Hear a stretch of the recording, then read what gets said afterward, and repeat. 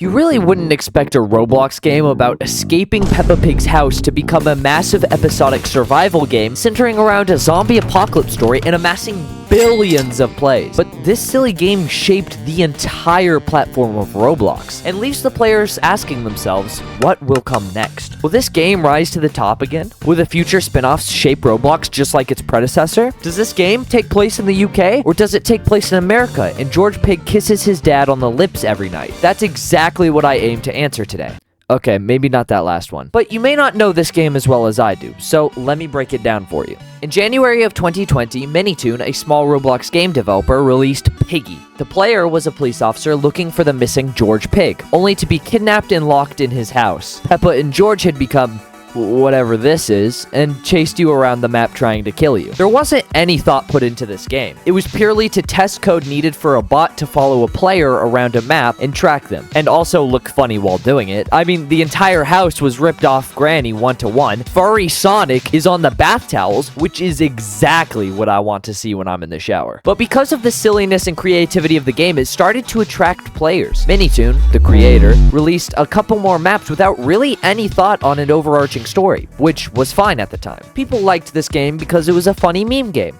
But what if it wasn't? In April of 2020, just 83 days after the game's release, it had already hit 1 billion visits. This would be a record that Piggy would hold for 3 years. This game was more than just a joke. People loved it. You have to keep viewers coming back for more, and like a little carrot on a stick, I'm gonna wave this in your face. A subscribe button. You should click that. Oh, and a like button too? Why not do both? And when you're done, follow me into the story of Piggy. The game follows your Roblox avatar and username, but for simplicity, I will be calling them the player.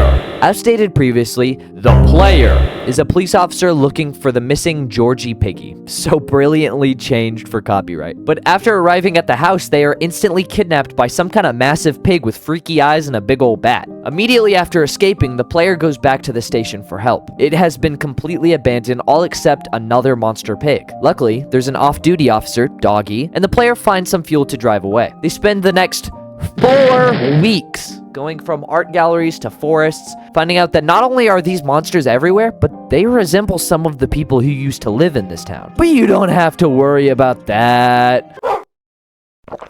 Never mind, Doggy is a monster now. It's time for the player to go off on their own. Who knows how long until they hear the voice of another... Well, time to save these new characters, Bunny and Mr. P, which afterwards the player loses consciousness and wakes up in an abandoned hospital. But Bunny tells us that Mr. P is on the roof, waiting for us in a helicopter. When you finally arrive, he left without you. Your only other option is the metro station, but Bunny is too weak to help get the train working, and can barely move when it's time to go. Mr. P gave her a potion. She's soon going to be infected, just like all the other monsters. That's why Mr. P abandoned us. He did this to her. I hope she gets through it, okay? Anyways, you take the train to the place where Mr. P probably is, his carnival. Walk past this dude in a cage, and there's a locked room. It has to be him. But once you get inside, it isn't. There's survivors, Pony and Zizzy, who invite you to their stronghold. Just gotta make it through the city of zombies and that stalker. Wait, this stalker is actually Georgie Piggy, who has been hiding out in an abandoned mall after his family all turned into monsters. Yeah, I wouldn't know anything about that. When the player finally makes it back to the safe house, Pony has news. They found the helicopter of Mr. P. Just gotta make it through the military outpost with millions of infected, and Mr. P is a robot. And crazy.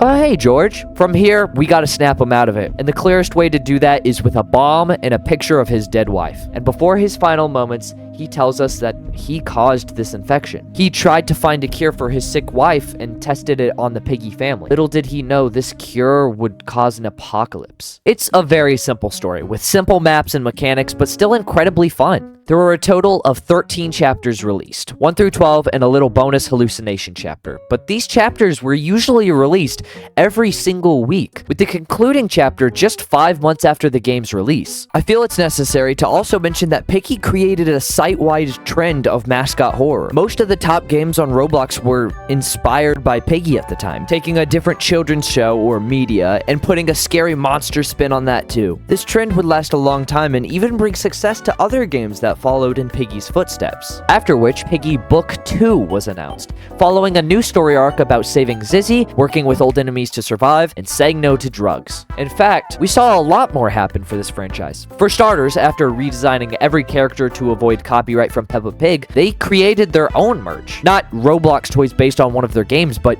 an actual merch website for Piggy. But for the gaming side of things, we got Build Mode, a part of the main Piggy game where people can make their own maps. We also got a spin-off, Piggy Intercity, which was an open-world survival game with popular locations from the original game. Alongside that, we got Piggy Hunt, a Steam game that wasn't on Roblox at all.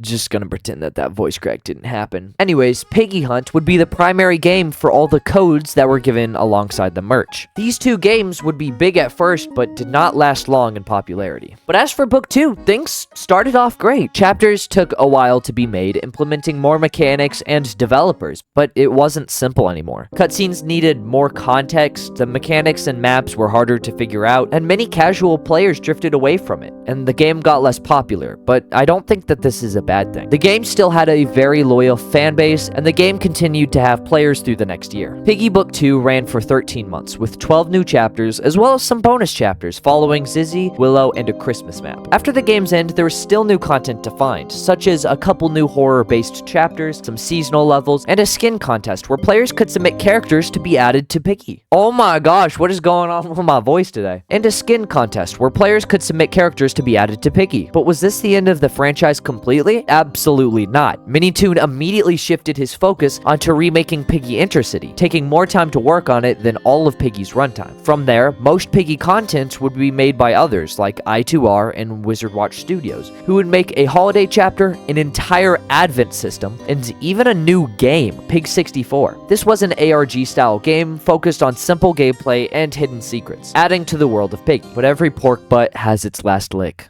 After Book 2 ended, the amount of players for this game dropped significantly, and not many played anymore. Many moved on to other games Roblox had to offer, and the new updates and spin-offs wasn't really enough to bring back that popularity. Although there were a couple merch drops happening on Makeshift, the entire Piggy website is abandoned, with few items left in stock and no updates to the site in years. The codes are also completely useless, as the Steam game that accepted them was cancelled and shut down. There is not much popularity left for this game, but make no mistake, it isn't dead. Not fully. Huge names were still collaborating with Piggy, like the new Megan movie and Metallica, the band that was Grammy nominated. The Master of Puppets Metallica. That Metallica wanted to collab with this game. And not only that, there are 4 major spin-offs set to release, 3 of which being from collaborators, but one different entirely. The remake of Piggy Intercity is being wildly hyped up by the creator. This game is said to be so much bigger, with endless possibilities and more developers than Piggy ever had. There is going to be so much more story, so much more gameplay, and Minitoon has even mentioned bringing back merch when this game is released, something they haven't done since Chapter 9 of Piggy Book 2. This is wildly confident, and it sounds like it's for good reason. From the sounds of it, these developers are making Piggy Intercity sound so much better than Piggy ever was. But is that possible? Will we ever see a spike in popularity for the Piggy name, like in 2020? As much as I hate to say it, I think no. I'm hoping I'm wrong and this is the next huge trend, but people did start to gravitate away after things became more complicated and in-depth. This game might be too far into the niche to ever become the #1 game like Piggy was, but I don't want to discourage anyone. I know that this game will have massive amounts of attention, and with all the passion that's going into it, I think whoever plays this game, whether it's the same small yet loyal fan base, or the entire site once more, they will love this game. And I will be streaming this game the second it comes out, so make sure you subscribe so you can be notified and experience it with me. I hope you enjoyed this breakdown, and let me know what you want to see next. Later!